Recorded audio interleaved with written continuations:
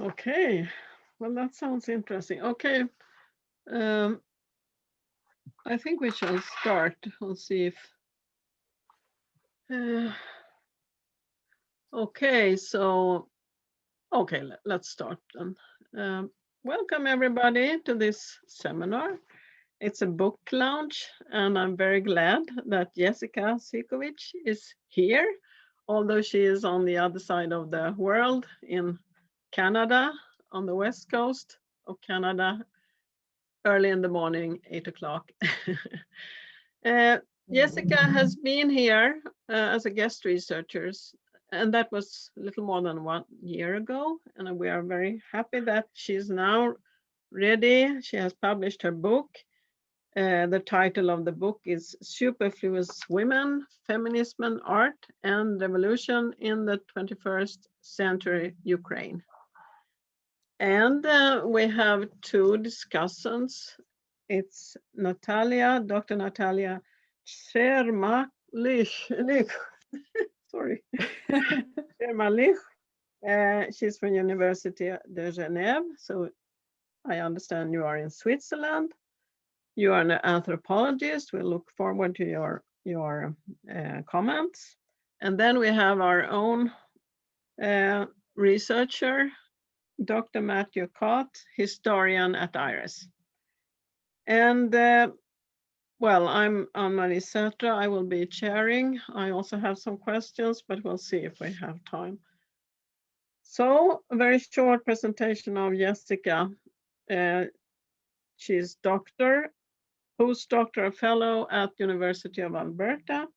And she was a US Fulbright scholar in area studies 2017 to 18 in Ukraine, Kiev Mohila Academy.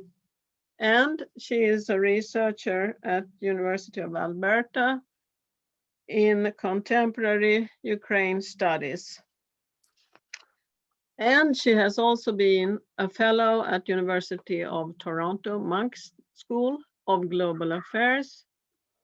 And you have also been in Edinburgh, and you got your doctorate degree from University of Michigan. But I think you are from California, right? Yes, it's my existential motherland. Yeah. No, I spent the first 20 years of my life there and did my undergraduate at UC Berkeley. Mm-hmm. Okay, so welcome again. And now I give the word to you, Jessica. Please go ahead. Great. Thank you for that warm welcome, and greetings to everyone today, wherever you are. I hope that you and yours are staying healthy. I would like to show you the cover of my book. It's Superfluous Women, Art, Feminism, and Revolution in 21st Century Ukraine, published on University of Toronto Press this year. I'm going to share my screen because I've got a PowerPoint writing about art. You must have images, otherwise it kind of defeats the purpose. So here is, let's see, the beginning. So a couple of years ago, while I was finishing up my manuscript, I had the good fortune of once again finding myself on Kiev's Maidan. This was 2018, 5 years after the Revolution of Dignity, as it is officially called by the Ukrainian state. So that is the term I use in my book. I know there are other terms like Euromaidan or Maidan, even Maidan Uprising people have used, but I stick with the official term. There was a memorial installed on the square that day. You can see on the left the candles in the shape of the trident, which is a civic symbol in Ukrainian, state. It's not political; it's a neutral symbol, and you can also see in the middle photo a little bit stanchions, tall metal stanchions that are permanently installed on the square. On those stanchions, there are Facebook posts of demonstrators from 2013, 2014 who had stood on the square protesting what they viewed to be falsified decision, a refusal on behalf of President Viktor Yanukovych to sign the association agreement with Europe, which had been under negotiation for several years and had wide consensus by other cabinet members and representatives in Ukraine's government. On the right of this trilogy here of photos, you can see there is a prototype. This is a prototype, one of maybe 50 of them, installed on the square that year for the Maidan Memorial Museum. That there is still an ongoing process in creating a museum near to the site where the heaviest clashes between protesters and demonstrators had taken place.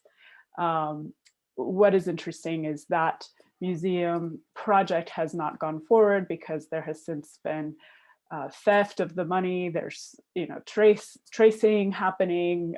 People are trying to source the crime, and this only drives home the point that this is a revolution that is seemingly ongoing. And just as with the Orange Revolution, I'm not drawing a one-to-one parallel, but in my book, I'm looking at the years between the Orange Revolution and the Maidan Revolution of Dignity. That's 2004, when the Orange Revolution took place against the falsified election of Yanukovych. And the decade later, this, which ended up being, unfortunately, a violent revolution, the fact remains that there is a kind of stable authoritarian regime in Ukraine. And I side with political scientists like Lucan Way and Stephen Levitsky, who are looking at structures that have remained within the oligarchy and kleptocracy there.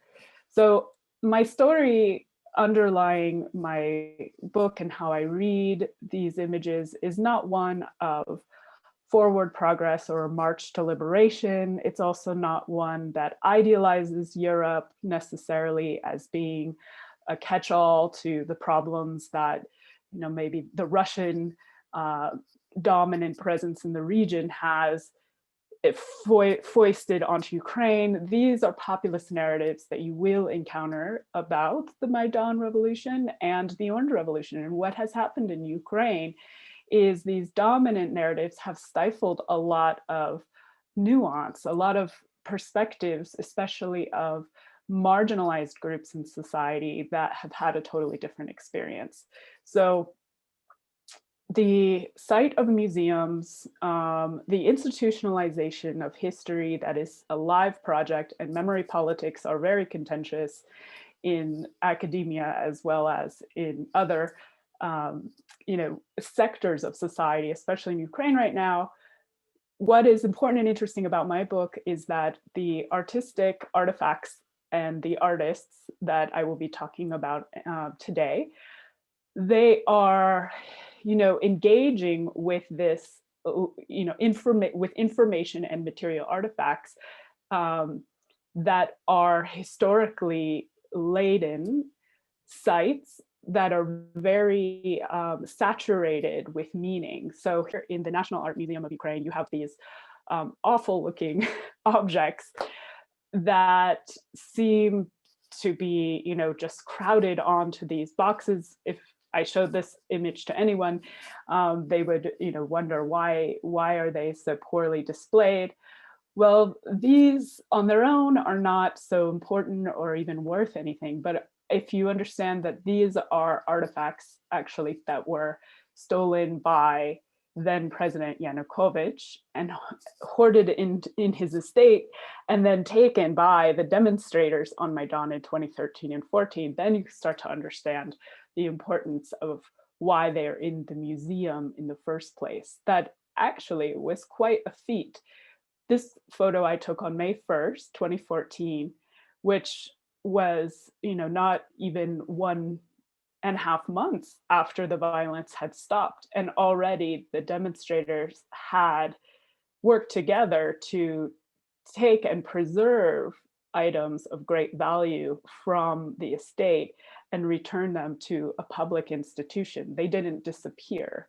So it's interesting if you start to really, understand that art in Ukraine has an immediacy as a litmus for legislation around memorialization, around how public institutions are managed and accessed, and also art really intervenes in the areas of laws around censorship right now because of the decommunization laws that were passed after the Maidan Revolution. And also in my book, which focuses quite a bit on gender and protest in the decade between the two revolutions. Here's another photo that was taken from the estate. In my book, the question also of censorship is a major one because, as I will show you, quite a bit of the works I look at are dealing with representations of the human body and of human sexuality, and are placed and curated and site-specific in a way that really pushes the boundaries of what is permissible or not permissible in public space or in educational institutions in Ukraine. Here, I include this photo only because I think it very deliberately repeats the historical moment of the storming of the Winter Palace and the bayonets that scratched out the face of Nicholas II in another revolution unrelated to this one. But the curators of this particular exhibit, which were Elisa Lozhkina and Alexander Reutberg, they created the exhibit quickly, and clearly they made a lot of parallels to other historical moments but didn't quite explain them. So this was just one example of a parallel that I found to an earlier moment in history. And in my book, I'm historicizing a lot of the artifacts that I find because I want to really show the complexity of the region, that this is not a story either that can be divided so clearly into modern borders between Poland, Ukraine, and Russia, and that language also in my book functions in a plural way. So you have Russian speakers and Ukrainian speakers also in my book who are on the same side fighting for the same things, which in my case I'm looking at is feminism. So you have these unifying issues that supersede national boundaries, language boundaries, ethnic boundaries, and those grand narratives that I mentioned in the beginning of progress or joining Europe all become more and more synthetic as you start to see really what the civic demands are and what's important to people in their everyday lives. Again, another image from May 1st, 2014, and this one is in the first chapter of my book where I'm contextualizing the moment of the Maidan Revolution in 2014, and then introducing readers to the significance of it. And here the demonstrators had taken bricks from the barricades and reorganized them on the square. It says "Stop Propaganda." Here there is no fascism. Patriotism is the idea of the Maidan. And I like to include this not only because today we see words like fascism, communism, repackaged sometimes to mean their opposite and weaponized against an opponent. And this is happening on a regular basis in the media today. But here it was in Ukraine much earlier, and the discourse between Ukrainians and Russians around fascism and communism is complex, and I won't get into that here. But I wanted to show the importance of mass media, because these objects are arranged for visibility from satellite, and journalists from around the world were on the square at this time. I encountered a lot of them interviewing the demonstrators that were kind of lingering in these encampments as the state was clearing them away. And I noticed a kind of scrambling among people, locals, Ukrainians, to tell their stories. And they were collecting objects and creating little museums of their own, and also pamphlets, and kind of, reorganizing the square for a panopticon, an international media panopticon. So it was almost like the revolution was reproducing itself in the information sphere at the same site that it had just taken place physically in and engulfed in violence. So since then, we could say there are many revolutions. There are as many revolutions as there are films about it, and media narratives about it. But the revolution that I have chosen to document is one that has resonance and is a collection of stories from a specific and quite narrow part of Ukrainian society. I'm not making a claim to represent all of Ukraine or to represent all regions of Ukraine. These are mostly demonstrators, a lot of them radical leftist activists from Ukraine in their 20s and 30s. And many of them, have a lot of experience already talking to foreigners, having lived or traveled abroad, or maybe are working in NGOs, or are very educated. I have myself over 20 years of experience living and traveling and working in Ukraine. So I have been immersed outside of that narrow segment of Ukrainian society. I have taught, students from all walks of life. So certainly my own narratives, my own recordings and translation of their ideas is definitely shaped by my experience and knowledge of wider Ukrainian society. But I found that to write this book, I really wanted to focus and target in on a couple of things that really interested me when I visited Ukraine in 2009. And one of those was this media group, Femin.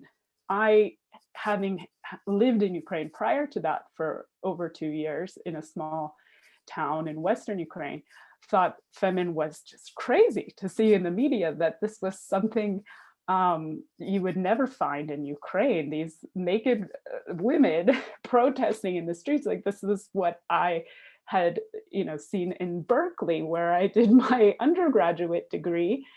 And I wanted to know more, what was driving this? Were other Ukrainian feminists outside of their group supportive or not? What were the debates? And what local histories existed that could teach me a little bit more about dissent and the history of dissent in this region without imposing my own ideas of counterculture or 1960s civil rights movements in the United States, because that's the context that I was coming from.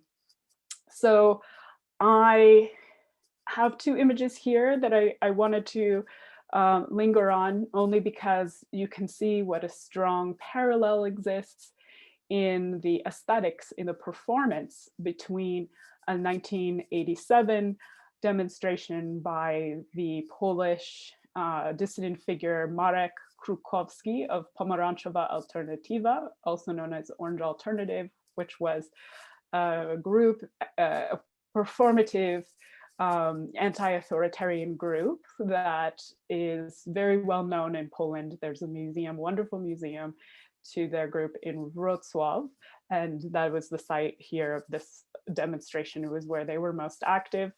That was October 1987, critical time for the entire region, especially, Eastern Europe. And on the right, you can see Femin, one of their, probably they've done like almost 1,000 protests now, but this one was very early on, and Stable as a Cemetery is also referring, both of these images are referring to the economic transition of the country, respective countries. However, Femin is cited here in the 21st century, and stability is still a reference here to the Soviet era, and poverty being something here that they, I wouldn't read are necessarily trying to shame, but they are, poking fun at the regime that creates an image of stability when there is no stability in Ukraine. That is how I read this particular image with their work here, but I'm not going to go deeper into these images. I just wanted to show the parallel, because in my book, I am really contextualizing Femin as an after recension or an echo of the earlier happenings that were also not only in Poland, but happening also in Lviv. The Bubabu group, now a group of poets, kind of represents that era in the 90s and the late 80s of, these ridiculous performances that made fun of authority, precisely because it was really a form of protest that was difficult to persecute, that to arrest an orange dwarf, which was the way that Pomarańczowa Alternativa usually staged their protests, dressed as orange dwarfs, to arrest or beat this kind of figure would make the police look bad. Patrick Henny, who wrote Carnival of Revolution, does an amazing job tracing all of these happenings in Eastern Europe, and I cite his work in my book. And with Femin, there was a little bit of a different response, let's say. So when I got to Ukraine and I started interviewing other feminists, I found a mixed response, a lot of anger, but some gratitude for the provocation that there was suddenly, once again, attention being paid to women in Ukraine by international media that had been busy elsewhere prior to this moment, that Femin was able to attract this attention, but maybe they didn't do with that attention enough work to educate audiences. That was what I gathered more or less in those initial years, that they were stunt masters. They weren't really a populist or popular movement at all. They were very much aware of their media and very savvy at working with journalists to produce themselves and to produce also the image of a movement that was, supposedly spreading throughout Ukraine, but they didn't have mass followers there. There were other feminist movements going on that didn't get the same amount of attention, but nonetheless were equally, if not more important, and very lasting. However, in my second chapter, I'm not judging Femin in their Ukrainian context so much as, entering into a conversation with other feminists in Ukraine. And then in my second chapter, I widen out to their global presence, because in 2012, their leader, Inna Shevchenko, who you see here raising her hand, saw down a cross in Kiev. This was a memorial that had been installed to the victims of Stalinization. And there was, a backlash to her sawing down that cross by the authorities. And in this kind of skirmish with authority, I think it became too much for Femin. They left, relocated to Paris, and were received quite warmly by the French government, even having formal recognition on the Marianne stamp, which is a tradition, an old tradition in France to choose a representative figure of feminism and to, you know, lionize her in this formal way. So things really changed at that moment, but they also, feminists started to incorporate into their aesthetic more, you know, symbols from Islam, and they developed this kind of sextremism, what they called it, sextremism, which I'll get to in a minute. And they combine this with their original imagery and symbolism from the Slavic context. And here I have a Franz Mucha image.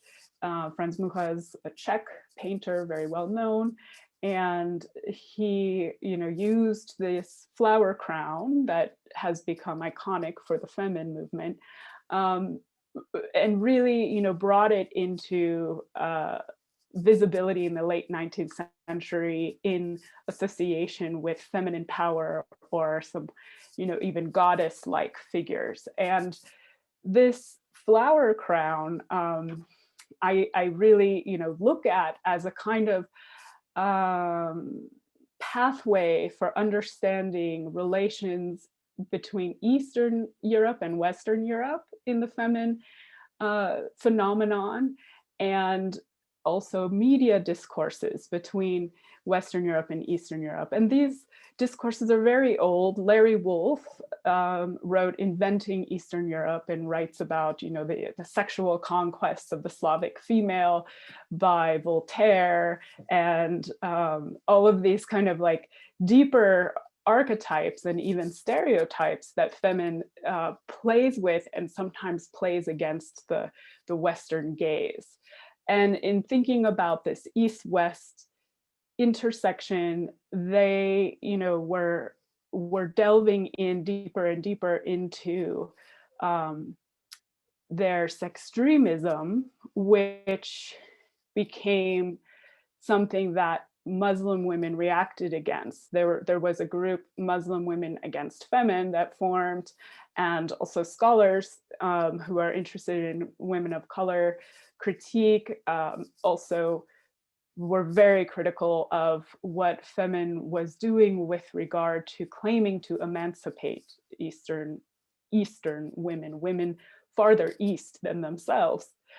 I think that it's a double-edged sword when critiquing feminist Eastern and Westernness, because the you know, Western feminists like Nicola Rivers, who want to criticize femin so much for their engagements with the Middle East in their aesthetic of sextremism, they also sometimes overlook or don't understand that femin themselves come from a part of Europe that has not always had full membership to the idea of Westernness, and that this idea of, you know, liberalism and the Enlightenment and emancipation being so cited and seated in the West is also the tongue-in-cheek aspect or the irony of their performance that shows us shows the Western gaze itself. It's like a mirroring, actually, of some fetishes that are used to sell media images, that it's not only sexuality that is being used, it's not only feminine sexuality and glamour, which they are criticized for, over emphasizing in their movement a slim, white, glamorous image of a woman. But it's not only that, it's also the post-Iraq War era, the Western interventionism in the Middle East that they put on display, that I think earned them quite a bit of distaste from Western media and Western critics, a kind of distaste that the, you know, feminist resistance and punk group Pussy Riot did not earn, because they were not, you know, dealing with these kinds of relations to the East and West so much in their work. I think that they're, you know, a different story and a different kind of relationship to the quote unquote former bipolar world, the former divides that were, very strictly policed and no longer are. Here I include this image only because it is the World Press photo of 2013 that depicts Inna Shevchenko, the Femin group leader. And this was the World Press photo from the year before, 2012, which depicts a sex worker from the town of Kryvyi Rih, which is a small mid-sized industrial city in central Ukraine. And you can see there's a very different image here of sex work from Eastern Europe, one being glamorous, and remember Femin's original protest was Ukraine is not a brothel. So they really built their movement in the beginning on protesting sex work in Ukraine. And this image was produced and staged and curated by the wife of Viktor Pinchuk, the oligarch. Viktor Pinchuk's wife has an NGO that provides a lot of assistance to HIV positive individuals in Ukraine. I'm not advocating for her or Viktor Pinchuk here, but I'm just citing that as how this image came about. And then the other World Press photo you can see is of a Muslim woman and her son, actually, in a mosque that had been turned into a field hospital in 2011. These three images cluster around a moment globally, 2011 to 2013, when protest around the world after the Arab Spring was expanding, and mass protest was expanding, but also so was protests using nudity. Femin was not the only group at this time. Slut Walks in Canada was a major one, and there were several others. Brett Lunsford writes about this moment and does a great job documenting globally all of those protests, anybody that's interested in that theme. But there's also something about these images that I wanted to show you, because not only am I drawing our attention here to this moment, but also the member of the Femin movement who passed away tragically in 2016, taking her own life in France. She was one of the founding members, and she was also an icon painter, painting, in the style beautifully of traditional Ukrainian Orthodox icons. And here she has created an icon painting that mirrors almost exactly this one. And if you look closely, you can see the shapes. You can put the photograph on top of the painting, and the shapes, the lines will line up exactly. So she was tracing it.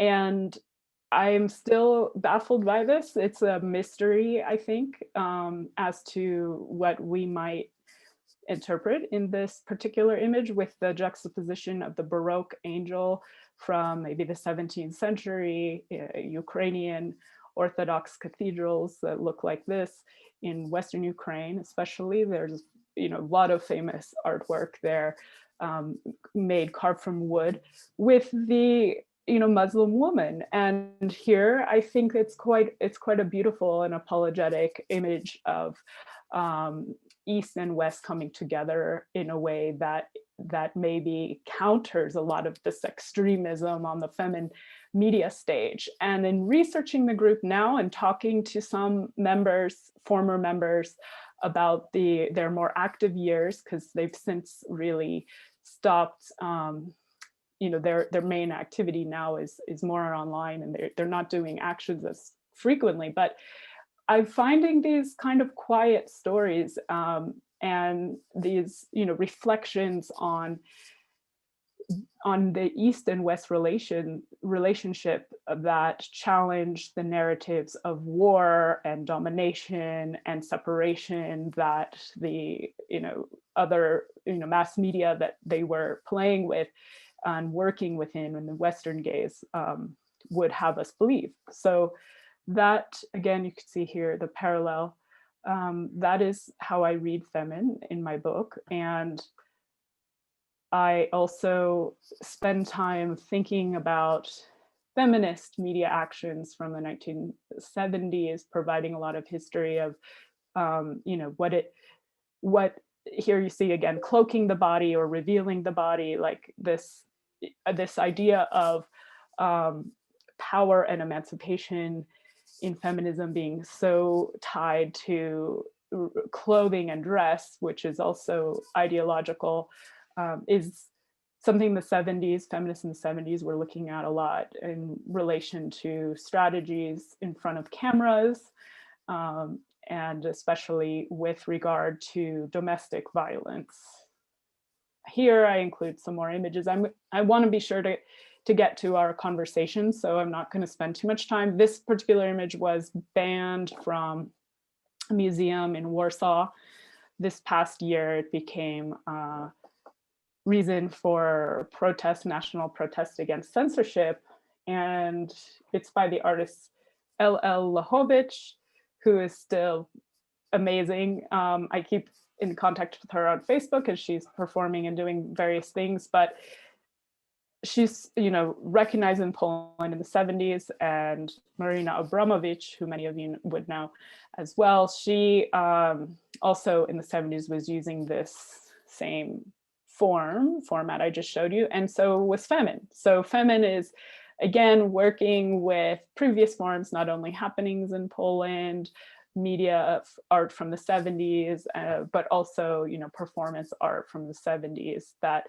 all of these forms we could say are art in the province of art, but in my work, they are also very political. This is Alina Kleitman's work, contemporary artist in Ukraine who studied with Sergei Bratkov and also at the Rodchenko School of Photography in Moscow. This is a piece by Oksana Brukovecka, who is the founder of the group, or not a founder, but was a very close collaborator and a main curator at the Visual Culture Research Center, which I discuss in chapter 4 of my book. And this particular center has done a lot of work with Polish artists and Krytyka Polityczna, and has close ties to Poland. And this is a more recent work, a poster from 2018 by Oksana Brukovecka that she installed around Warsaw as part of the Warszawy Budowy Festival to criticize, not criticize, but to, in her words, she said, give dignity to Ukrainian migrant workers who often are women traveling to Poland for service work. And there's kind of an interesting story around how the reception of these posters ended up producing debate among Ukrainian women in Poland and how they perceive themselves. And so I'm including this to illustrate the Visual Culture Research Center, which I talk about in chapter 4, as another place where curators and artists are really engaging with social issues that go well beyond the province just of art and galleries and art objects. And chapter 3 of my book, which is called The Image is the Frame, illustrates the history of the feminist group called Feministyczna Ofensywa, which started in 2009 and began by organizing the Women's March in Kiev, which at that time had about 20-30 participants, maybe a little bit more, and now draws over 3,000 participants annually, many of them international. Feministyczna Ofensywa lasted only a few years. They did not continue on after the 2013-2014 revolution as a group. They decided to go their own ways, but nearly all of the members, a few dozen or So they are all doing interesting things connected to gender and feminism, and many of them are abroad, but some are still in Ukraine. And the history of that group I tell,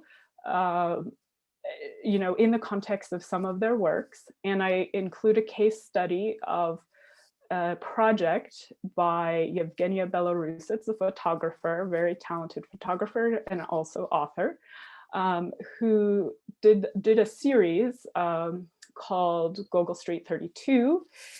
And this series produced about 150 photographs, and she spent years making it, getting to know the residents of a once communal housing co-op in Kiev that had been turned into a tenement house, low-income apartments for people in need who needed homes. And she got to know the residents of the house. She tells their stories on her blog. She writes about them. She includes their voices. But I'm also looking at the forms of her work, like others in my book, that are using forms from the past, from Soviet artists in Ukraine. I say Soviet, but actually that's a complicated issue too, that I look at the relation between self-identifications on behalf of the artists with Ukrainianness or the nation versus the Soviet ideology that killed many Ukrainian artists, especially in the 20s, for their work being subversive in any way to the party line. Here she, clearly is working with time, with the forms of, I make this parallel in looking at her work of the Soviet giant Alexander Rodchenko from the 20s, and his use of buildings and straightforward vectors, and her sort of memorializing the Soviet past, or the experience, let's say, of the 20th century through material worlds, through the material world of an everyday dwelling, an everyday life, a kind of tiny view or a microcosm of the fading experience of the 20th century. And she draws a lot of memories from her subjects. And so in this particular project, I'm leading into my final chapter here of my book, which again also is about intergenerational experiences, and it's about finding continuities with the past of the mothers and grandmothers, and what can be salvaged from the past that was not thrown away in the transition, or shamed upon in the feminization of poverty beginning with the 90s and going forward in such a way. And this kind of rehabilitation of women's experience as something that is very central to social change is a project that I share with all of the artists in my book, that I think looking at these, quote unquote, marginal figures that might not be interviewed by political scientists trying to analyze voting patterns, these are important experiences because they are really the foundation of the emerging generation that I worked with and interviewed in their 20s and 30s of carrying forward the past, that in the climate of decommunization, the idea of removing a statue from the square can be sometimes a prosthetic for a deeper violence that would cause young people to reject or overlook memories and experiences from older generations that are very valuable, or shame people for being poor because they can't fit the neoliberal narrative of progress. Again, here you see the forms are very... Excuse me, Jessica, I think time is running. And okay. We'll try to... Okay. I will just wrap up. Here's an excellent image I didn't get to talk about. Maybe Nataliya can tell us about this one because I know she knows it very well. This is important. But let's see, I will end with this painting by Vlada Ralko. It is from Kiev Diary, Kievsky Shibdenik, 2014, which contains over 100 paintings showing her experience on the Maidan. And you can see here clearly a kind of link between memorialization, the Lenin falls, the removal of the Lenin statues with this grandmother figure laying on the ground, but also killed protesters, and reflective individual here that could be of any age or gender. So I think it's a really nice image from that particular work. But I will end just by reading something very short from my book, and then I really look forward to our discussion. In contemporary Ukraine, women were some of the first civic activists to step into the vacuum left by the Orange Revolution in Kiev's streets, museums, libraries, and other spaces. The word feminism graced their petitions, publications, and headlines, followed by debates on what the term means or could mean for the future. I have chosen to study controversies around the idea of feminism as a method for decoding the signs of individuals' works and also protest, following the line of theorists whose thinking on democracy involves an approach to politics as a philosophical object of study. In this approach, the political has both local implications and universal trajectories. The underlying idea remains that the tyranny of the majority can be apprehended only on hegemonic terms, meaning democracy is always dependent upon performing its own critique and therefore validating future consensus. I have discovered the same to be true in my experiences researching on post-communism. The political cannot be separated from performance. In the performative notion of politics, spaces of dialogue cluster around the valuation, not the moral judgment of art. This view requires thinking politically engaged artists beyond the aspiration to govern. Ultimately, it's about cultivating a critique that remains self-consciously within its own historical paradigm as an allegory of art or a work of art or performance that turns over its own expressions. I mentioned Bakhtin's concept of parody, language of travesty, depending on a doubling effect or repetition of the past. Many of the texts in this study revisit the past, in particular the late Soviet past, to mine it for new meaning. Ambivalence, playfulness, bohemianism, counterculture during the glasnost era all resurface in reminders that protest is never superficial as being for or against something. The people versus state approach to cultural history is too limited for seeing into how politics, art, and time inform each other. Walter Benjamin penned his thesis on history during a time when ethical inquiries into politics on the European continent could not have been more exigent. His claims that aestheticization of politics could yield fascism and politicization of aesthetics would turn to socialism are ultimately about the lack of validity of aesthetics and politics taken to extremes. Perhaps what we can take from those observations now in this context is a greater vigilance in our own critiques of the theatrics of human action today and inaction in the performance of politics around us. So I hope we can talk for a little while. Okay, still thank have you very much. Thank you. So please, Nataliya. Okay, so can you unmute yourself? Yes, please. Thank you very much, Jessica, for this brilliant presentation of your work, and also for your book. It's not an easy task for me to comment on this book.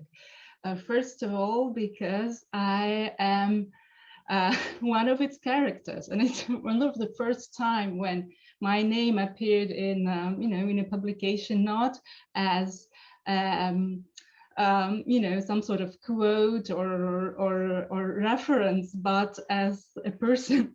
So in her book, Jessica described very interestingly my generation, the generation to which I belong. I was born in 1984 in Kiev, Ukraine, And then I immigrated to Geneva, Switzerland in 7 years ago for my PhD. I first came back for my PhD, but of course, I still belong to this avant-garde movement that Jessica is describing so intelligently and so sensibly, I would say.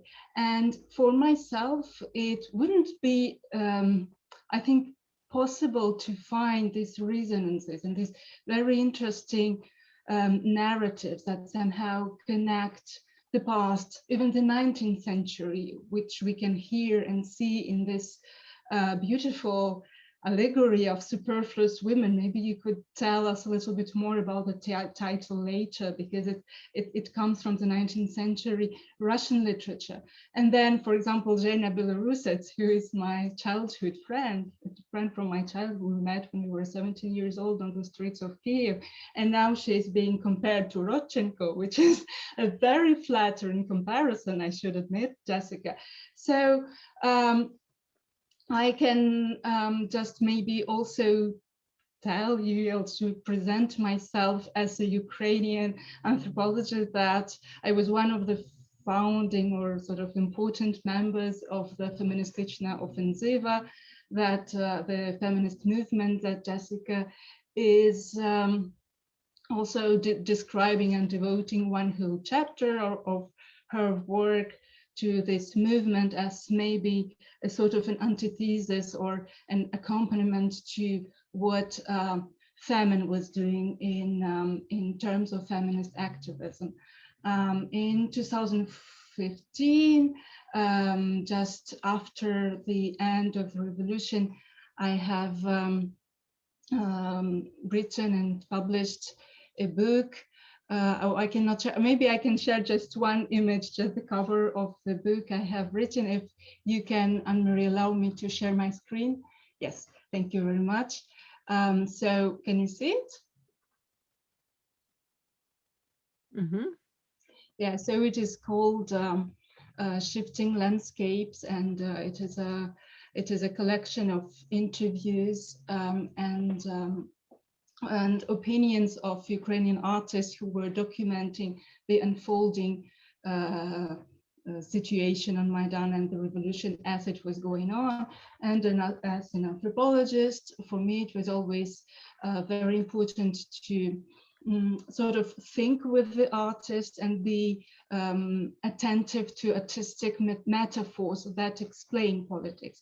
And I think there is that explain or interpret politics or make a sort of commentary to the changing political situation.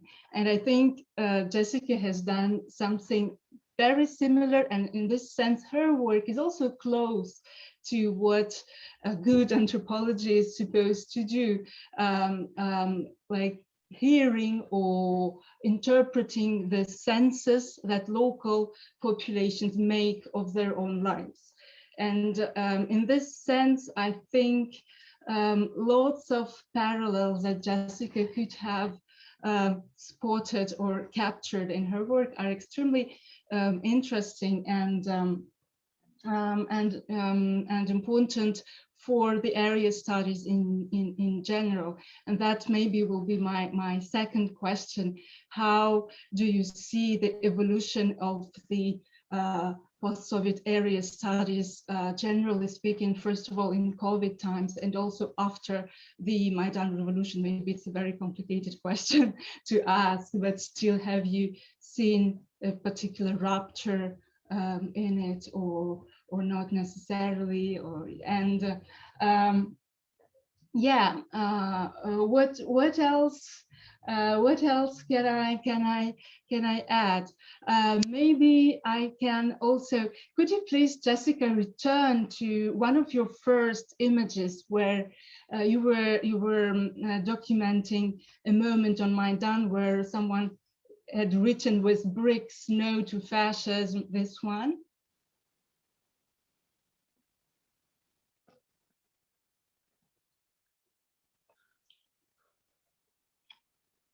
Yes, this one. I think it's a very also something quite distinctive of Jessica's vision of what was going on Maidan in 2014 is this attention to the diversity of different political narratives that at some point, for example, in May 2014, could still be seen and captured on Maidan, which was not 100% nationalistic, for example, even though later this discourse probably dominated and reified. But what you can see here, and Jessica highlighted this image on the first front, and what I would like to bring your attention to the backdrop, where you can see what you can see actually the Christmas tree. And isn't it ironic to see a Christmas tree in May in 2014? And here again, an interesting anthropological comment one can make. So the time was obviously suspended on Maidan, right? Because yeah, you can still celebrate Christmas and in May. And what is written like on top, you can see a yellow and blue image, and it's written, "We любим русским, презираем Путина. We love Russians, we despise Putin," and it's written on the Ukrainian yellow and blue flag, which is a nationalist symbol. So I think it's a very interesting metaphor, which is somewhere in the corner, and I spotted it right when Jessica was speaking. So I would like to end my small commentary at this slogan, which I actually kind of resonates quite a lot with what I think. Okay, thank you very much. Jessica, would you like to reply, or should we perhaps let Matthew in, because we would like to hear his comments? Yeah, maybe... let's hear. Yeah. Okay. I'm taking notes, so I can respond to both later. Sure. Okay. Matthew, please. Well, thank you very much.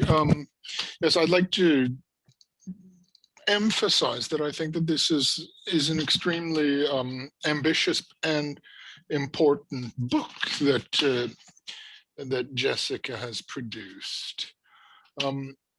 And I don't know if she sees it this way, but there's been over the past few years a kind of a new literature that's a more self-critical view of the sort of the triumph of the end of the Cold War, and looking at questioning the role of the West as the universal exemplar for everybody to follow. And this is reflected in books such as my Latvian colleague Dace Zinovska's book, School of Europeanness, which is about this same generation, but which in Latvia chose to embrace the imitation of the West.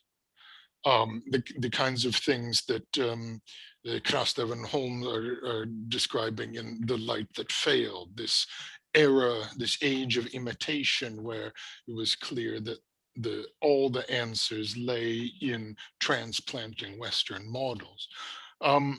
This is one of the things that made me take notice when a Ukrainian student of mine in around 2009 first mentioned the feminine movement, because it didn't fit somehow with this type of discourse of rejoining European civilization and these sorts of discourses that that were quite common. And I'd like to take a brief passage from the conclusions of your book, and it goes with this.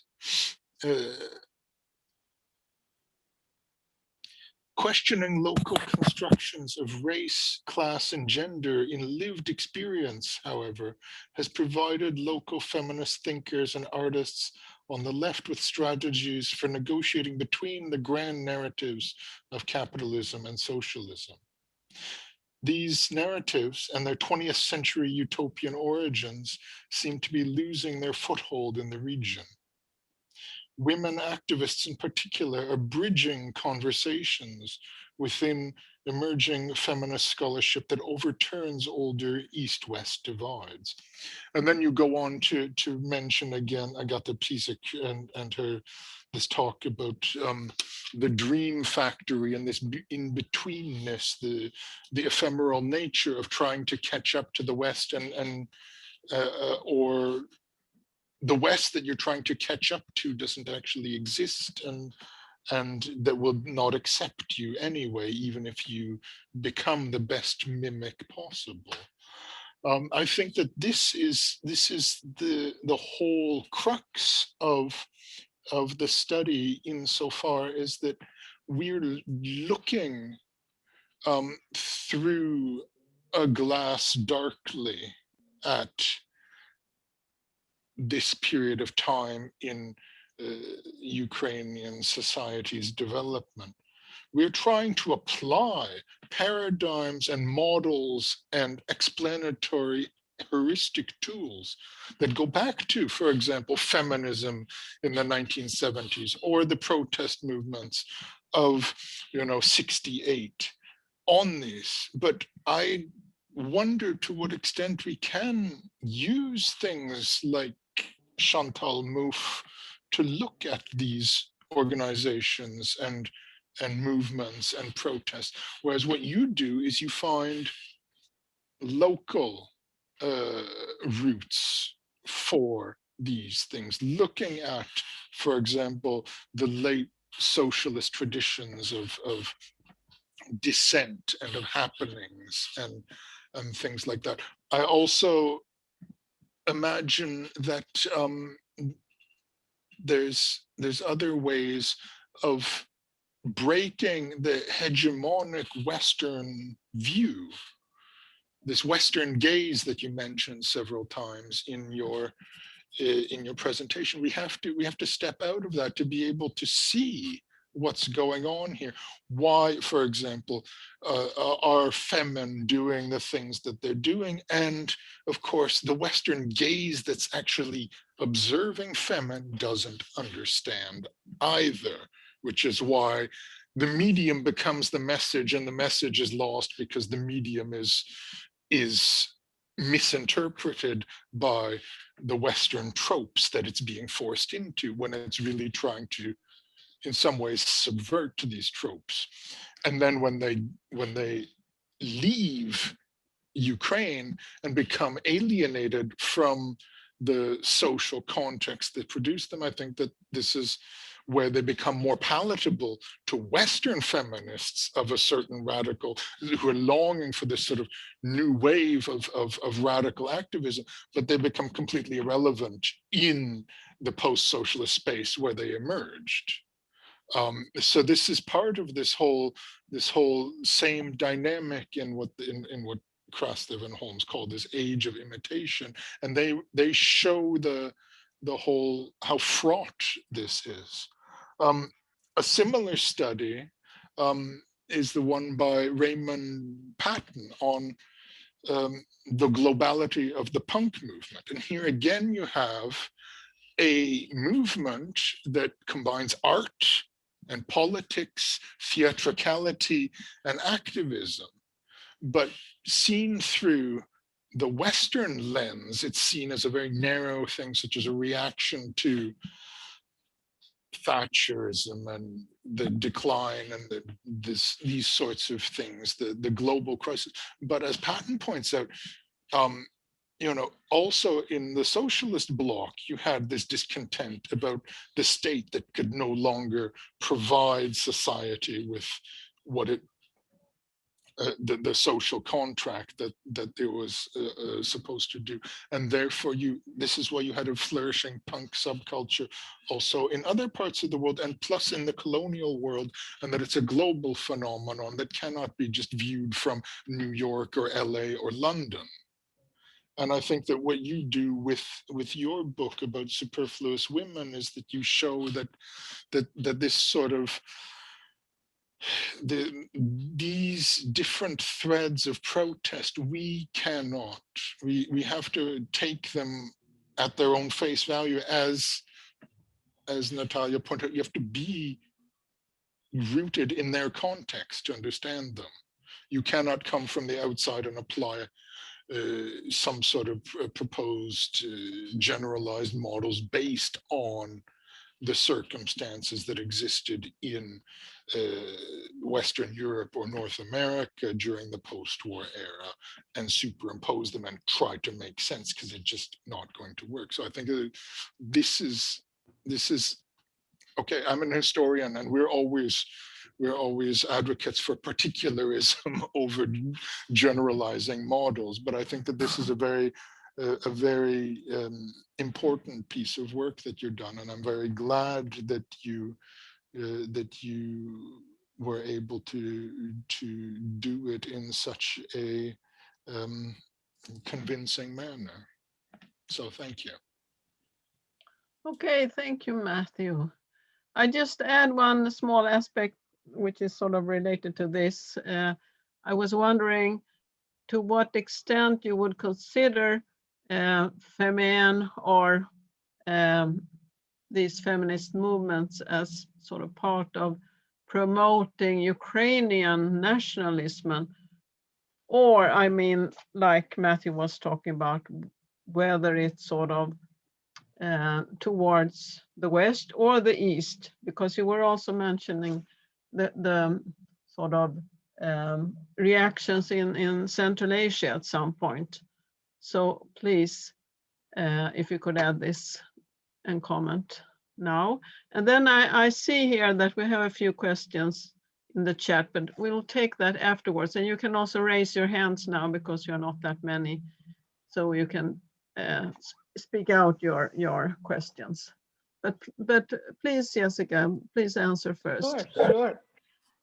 Thank you. Yes, before I change to a different image, I also wanted to add that this Christmas tree was, a pretext also on behalf of the occupying forces of Berkut to remove the demonstrators from the square. That Yanukovych had said, well, it's December, we need to install the Christmas tree, so we need to clear the square. And that was the pretext on which he ordered the police. So in part, also the reason it is standing still in May too is a victory on behalf of the demonstrators who did not comply with that order.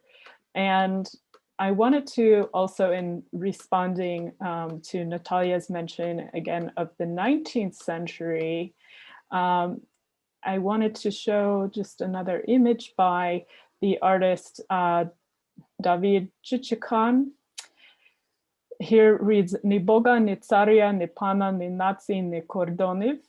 No God, no Tsar, no Lord, no nation, no borders. This was the slogan, and here it's written in Ukrainian, the slogan of Ukrainian anarchists in the 19th century, and the colors purple and black being the feminist anarchist flag.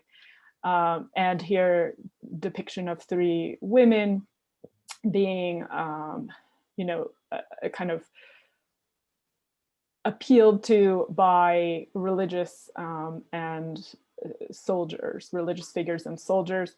This is also done in a style of drawing that is very much connected with the 19th century Ukrainian painting tradition, Baroque, also going back to the Baroque with all of these wavy lines.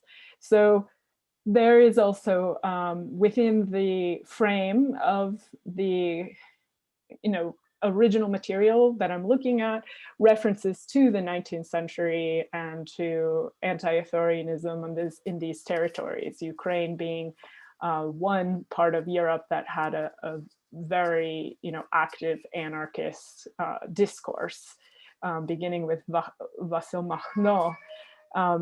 But in my book, as Nataliya mentioned, the title Superfluous Women is an allusion to the superfluous man, a term popularized by Ivan Turgenev that he applied to a character type originating in Pushkin's Yevgeny Onegin.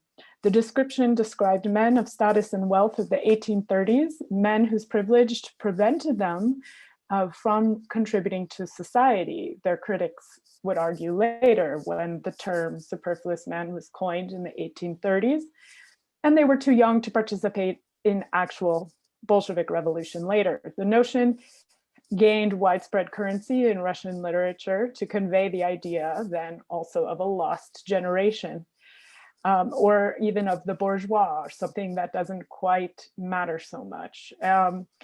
And in my book, I'm using it in a tongue-in-cheek way to chart works by Ukraine's youngest generation who have resisted the unraveling of the reforms promised during the Orange Revolution in their youth, where they believed the state viewed their particular interests to be dispensable, to be not of the first priority in the reform process, that women matter.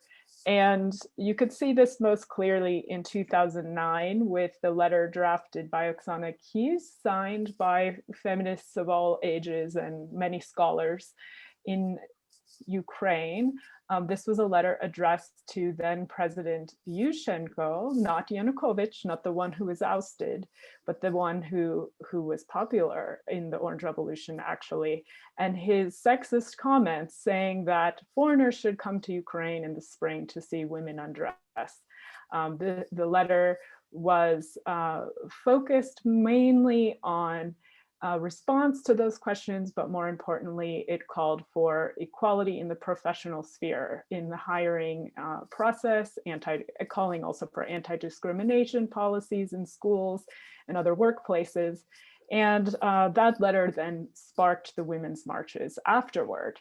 So this idea of women's interests not being important in times of great political upheaval is not only unique to Ukrainian feminism and Ukrainian regime change, but is a trend noticed around the world in different places. And in Ukraine, some great resources, if you're interested in reading more about this, in the 90s would be Sarah D. Phillips' work. She's an anthropologist.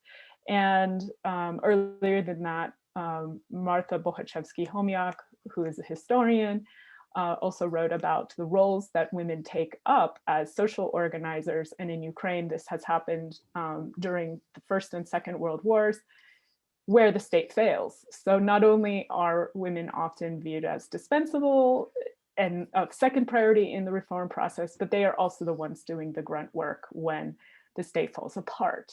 So that is why I call my book Superfluous Women, that this is a generation that is not at all lost. It is not at all insignificant, and very much did take part in two revolutions. So it's kind of turning on its head the idea of the superfluous man, also changing man to woman in the term. And before I move to Matthew's questions, Nataliya's brought up a great question for all of us. I guess I would invite others to comment too on the future of area studies. What is really the value of area studies today, also with a pandemic? Our whole geography, social geographies also have changed radically. But I do think it's still a very valuable and useful way of organizing the disciplines, promoting a more interdisciplinary work, especially between cultural studies and the social sciences, because what I found when I started this project was a lot of wonderful anthologies by women, also non-binary genders, not only women, and men, who were looking at gender questions in the 90s. And most of these anthologies were organized by social scientists like Elena Gapova, Over the Wall, After the Fall, East West through a post-communist gaze. That's one of the major ones where I encountered great pieces on gender and critical thinking. But in the social sciences, it was very far and few between that I could find. Working in cultural studies, like Elliot Borenstein has done great work in this sense. Zychowicz, there are others, Alexei Yurchak, Everything Was Forever Until It Was No More. But I think there could be more studies like this, especially in Ukraine. There have been great anthologies recently of literature, contemporary literature in Ukraine, and other, you know, spheres like contemporary social movements, but there's really nothing on visual art, contemporary visual art. And so I hope to be editing an anthology soon, and we'll reach out to interested contributors. But if you are interested, or you know others, please reach out to me. So I think area studies is still very useful, and I would love to hear more on that. And thank you, Matthew Kott, for all of this wonderful, all of these insights. I'm going to listen again to this presentation and think through them more, and then I will have more to write and respond to. I think, yes, the end of the Cold War and criticizing the West as the exemplar, and this reference to School of Europeanness is wonderful as well. And I recently, in response to that notion, I recently listened to a talk by Agnieszka Groff, the American studies figure in Poland, but also very interested in questions of gender. And she was talking about these, you know, anti-gender movements in Poland, and how she started studying gender in the context she's looking at right now for her next book in 2013, 2012, 2013. And anti-gender was a term that showed up a lot in the Polish presses at that time. And she mentions at one point in her talk, this example of kindergartens. There were like international kindergartens that had some different reform funding coming from NGOs, and that locals felt really left out of the process of, you know, creating their own child's education. That she was saying actually, some of the far right's claims that reforms are imported and have left out locals were actually true. She doesn't at all validate the far right or the anti-gender movements, but she is saying that part of the problem is the death of local news, that local media and the local has, you know, been, it's just been totally like privatized and outsourced and imported, and that she sees some of these anti-gender movements maybe as a misplaced response to that, you know, bottom dropping out, that localizing things more might be a good antidote to the grand narratives and the clash of these groups. And in my own position, with regard to Ukraine and this work, I struggled a lot trying to figure out which side am I on? Am I Western enough for this project? Can I be local enough? Like, can I really see into these questions and these issues? How can I really avoid maybe replicating some kind of hegemony? And there's no easy answer to that. I think we all struggle with that as scholars.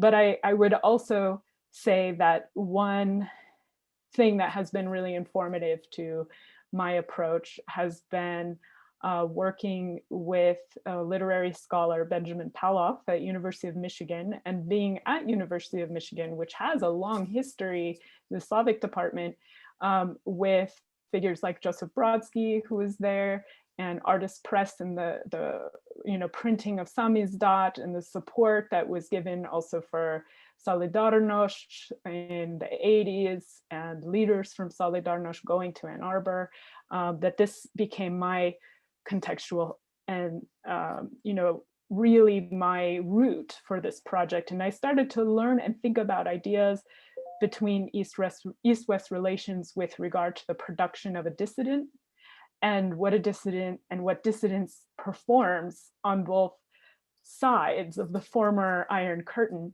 is still active and can be activated today by different actors within the discourse around protests.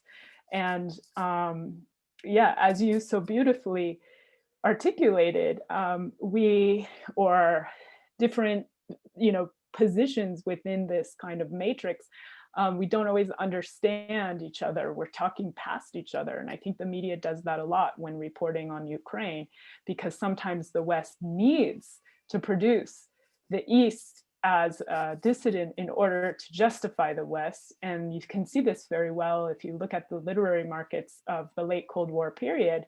There's a kind of envy of suffering that happens, that Milan Kundera is described as a tragic figure who writes tragedy, but actually he's a humorist, but the West needs to read and market him that way. And there's also a kind of voyeurism that happens on both sides, and there can even be a production of nostalgia that the West needs as part built into the performance platform of these particular artists in Ukraine when they go to Berlin, for example, the way they market themselves to a Western audience all the way west as the United States, or in the former, central space of Berlin. It's very interesting to see how the narrative changes, and Femin changes a lot in different countries, in different, different languages too. And one other thing, being here in Edmonton also has been interesting for this fact, because there have been a lot of former defectors and dissidents coming to Edmonton, and the oral histories of those encounters by Edmontonians, and many of them Canadian Ukrainian Edmontonians of the third generation or second generation, is very interesting. So I'm thinking of the author Myrna Kostas here, who just published a great essay called That Was Then, This Is Now, about her last meeting with Yuri Denstbayer in Prague in 1989.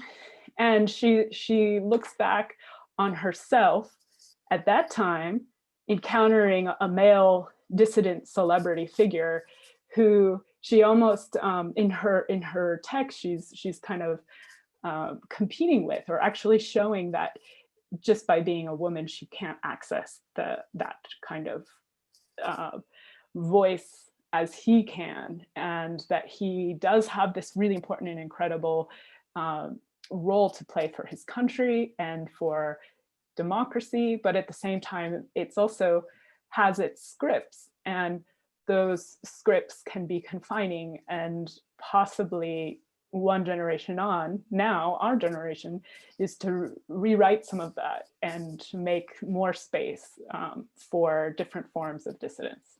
So that's just my initial response, but I look forward really to continuing this conversation. I'm very grateful, and I hope to hear more from the audience. Okay, thank you very much, Jessica. Okay, I'll let Julia Gratskova now ask her question.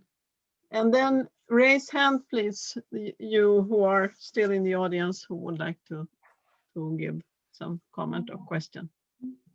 Thank you very much, Jessica, for very interesting presentation. And yes, I'm very interested in your book and in your research. I have a question, or maybe two questions, which are interconnected in connection to this controversy you were discussing. I mean, when you started your presentation, you said that you yourself count your genealogy from I don't know, but you mentioned civil rights movement anyhow. So my first part of question is how did a Femin count its genealogy? Because I mean, I'm very interested whom they mention, because I mean, naked body, protest of the naked body is not European thing only. It is part of anti-colonial struggle, and we can read now, there are books on Cameroon, for example, how powerful protest Cameroonian women were doing just to showing their naked body. Like in the local context, it is very, very powerful, and they were using it, and it was kind of powerful weapon.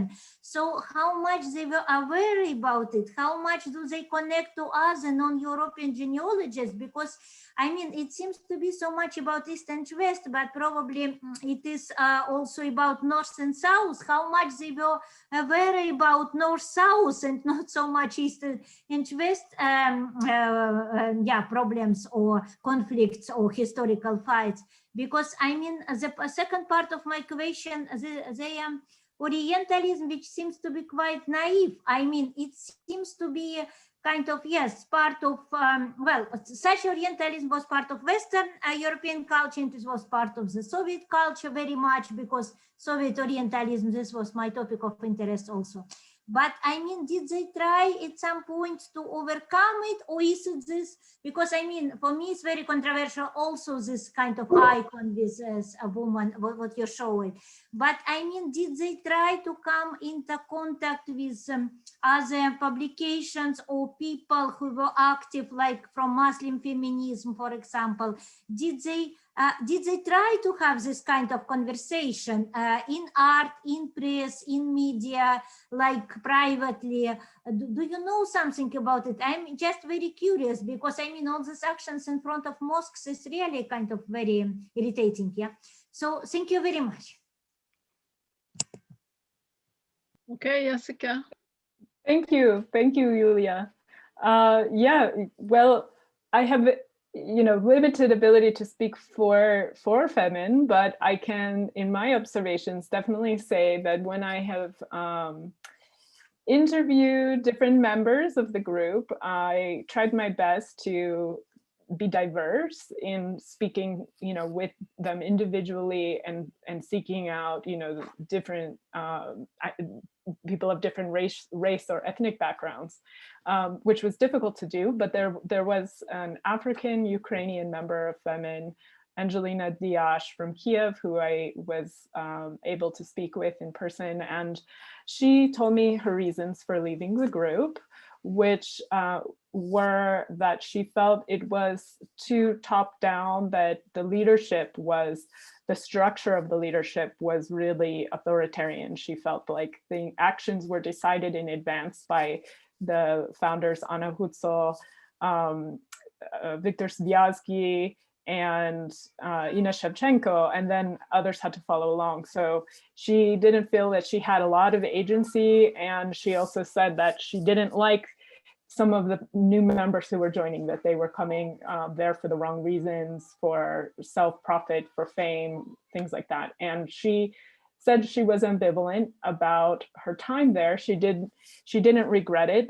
She felt it, in her words, it made her stronger and braver to go out and do what she wanted to do. And she became an activist for anti-racism in Ukraine, and she still is engaged with different NGOs and also some government-sponsored anti-discrimination initiatives. So it wasn't all a bad thing in that sense, that she was participating in their group. And other members like Maryam Namazie, who is of a Muslim background in Paris, and Safia Labdi, they were activists already before they joined briefly for a year and a half in support of Femin when Femin initially came to Paris.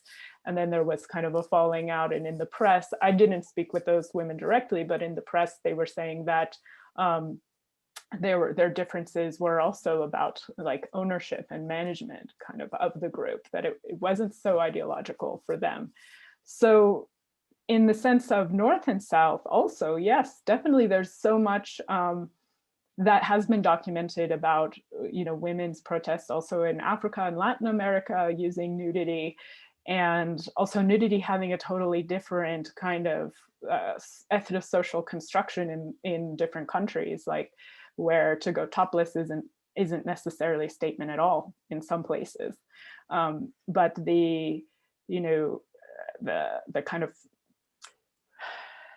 ecclesiastical also elements of Femin in their claims to be fighting for a secular society is part of their performance in Europe that makes them very controversial. Also in France, having the very critical debates happening there around women being able to wear the veil or not. And there has been some wonderful writing by feminists more recently, Nicola Rivers, who I brought up earlier, about the fourth wave of feminism, in which femin plays a very important role.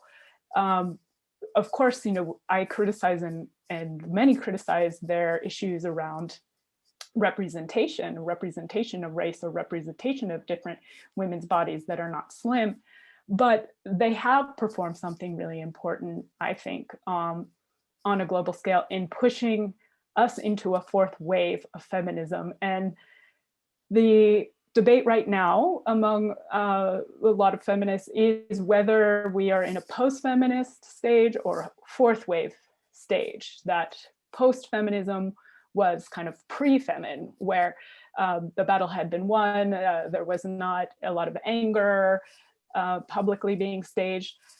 Of course, I don't ascribe to post-feminism, I never have, but if you're interested in some of these questions, I think that those two terms would be a good place to kind of enter in and think more about relations between North and South and feminist movements today, because that's really where the conversation is right now. Like, what is the fourth wave?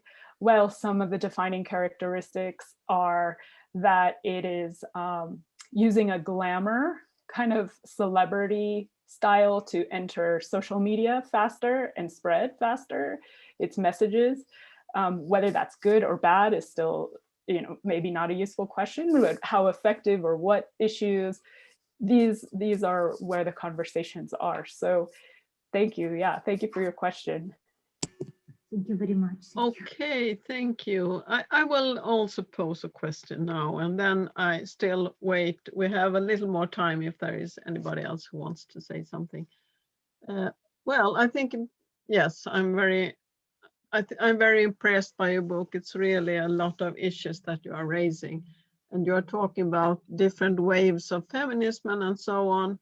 And so one question is, I am wondering if you see this sort of conservative wave that you are talking about happening in Russia and Hungary and perhaps Poland.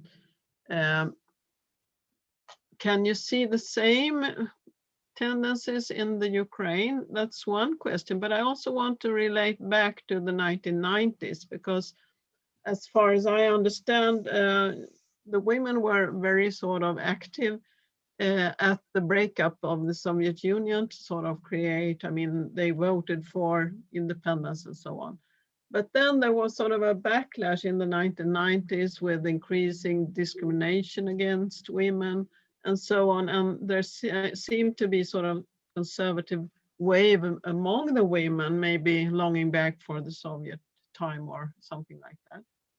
But then in the mid 2000s, or at the time when the feminine was created, there seemed to be more optimism again. And maybe it was connected to the Orange Revolution, I don't know. But could you comment on these things? And also, what is happening with feminine right now? Maybe you already said that, but is it sort of feminism in general, or are they still active, and do they still promote some new messages, or is it still about, well, nationalism, Ukrainian nationalism, or westernization sort of? Thank you.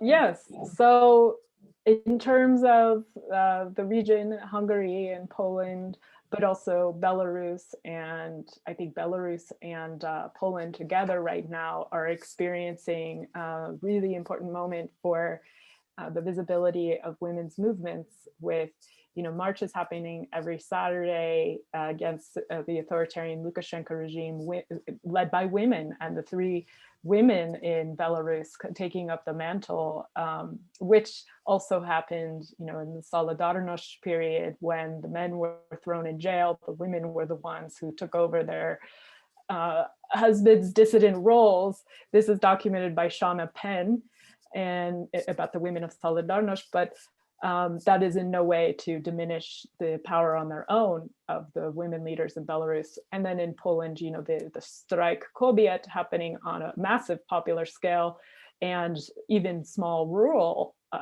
places having demonstrations. And I'm, you know, kind of waiting with bated breath to see the next feminine Ukraine suddenly appear. I'm wondering what is next, because I don't think that the current femin group will have a resurgence. I don't think that they have the following for that. But I, you know, am in contact with scholars also here at University of Alberta, my colleague, postdoc, Olga Plahodnik, who I've known for 15 years, and she was in this Feministyczna Ofensywa movement, and Maria Majerczyk, and others in Ukraine who I think are seeing in their work, I'm learning from them, they're seeing this, as you mentioned, you know, this pull between nationalism and what they are saying also between nationalism and, you know, post-colonialism, like the old Soviet past. And in between, they're writing about uneventful feminism, that they're actually saying that the opposite, that this kind of detachment from politics could be the next, you know, move, that people can, you know, pull away a little bit from the public sphere. I don't necessarily agree, or maybe I'm not reading their full work in the way they would want to put it in the context of the question here. But I think that right now, you know, something Ukraine has always been really talented at is self-organization and resilience, self-resilience. You're seeing students become more active. In Kiev Mohyla in 2019, women, a student feminist group, protested against sexual harassment in the universities, which is a very big deal there.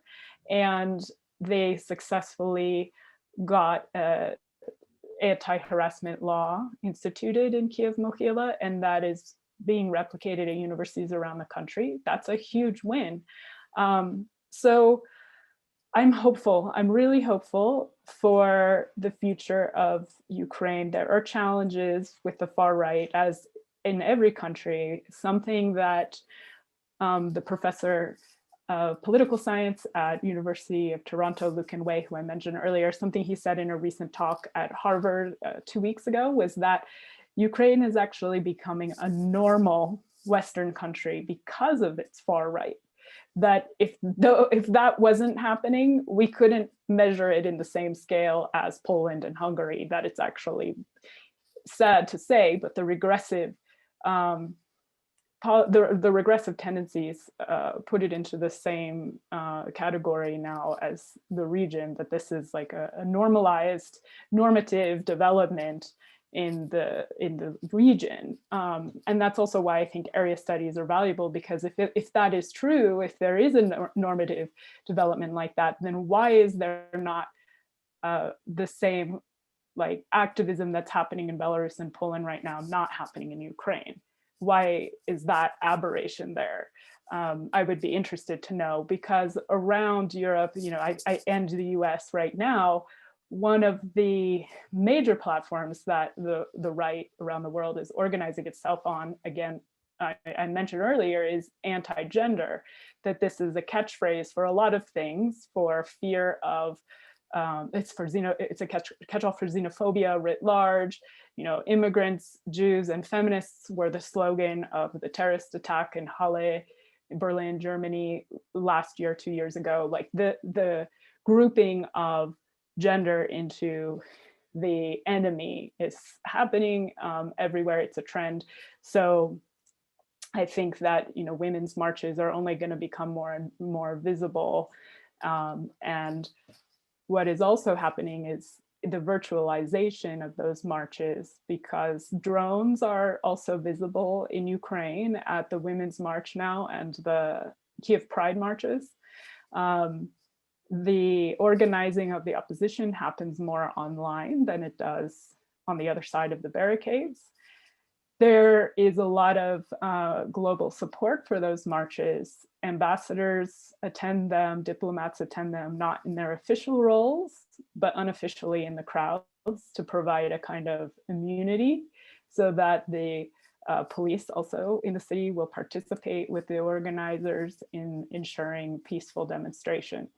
And those tactics have been very effective in at least creating a space and an event that doesn't result in harm. The harm reduction right now as a way, as a goal is, I think, a very realistic and pragmatic one for these kinds of demonstrations in Ukraine. And that's also why I don't think there will be another Femin, because I think that the kind of events and public performances they were doing in 2011 would be totally attacked right now. I mean, it would be dangerous really for people, so.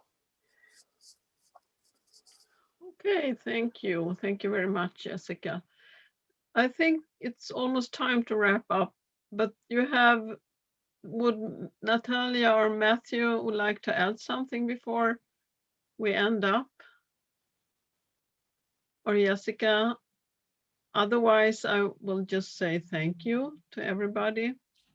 And it's been a very interesting talk. Thank you also for the comments. Jessica, good luck with your continued studies. I really hope that we can continue to follow this development. And I'm also looking forward to your chapter to our book. Yes, yeah. Absolutely. I should mention I'm working on a chapter for a publication that Anne-Marie is editing, and one of the people in this chapter will be a dialogue between me and the former Femin leader of Femin in Amsterdam. So that's been an interesting conversation. Yes. Yes, thank you. Julia is and Vladi. They are co-editors so far. And Matthew is also going to contribute. So we look forward to your contributions very much. And okay, so then I think it's time to simply finish off. We who are here in Sweden, I think it's time for our dinner. And for Jessica, morning tea or something. Okay. Definitely. Mika, thank you very much. Mika. Thank you. I appreciate it. Thank you. Thank you very much. Bye-bye. Bye-bye. Take care.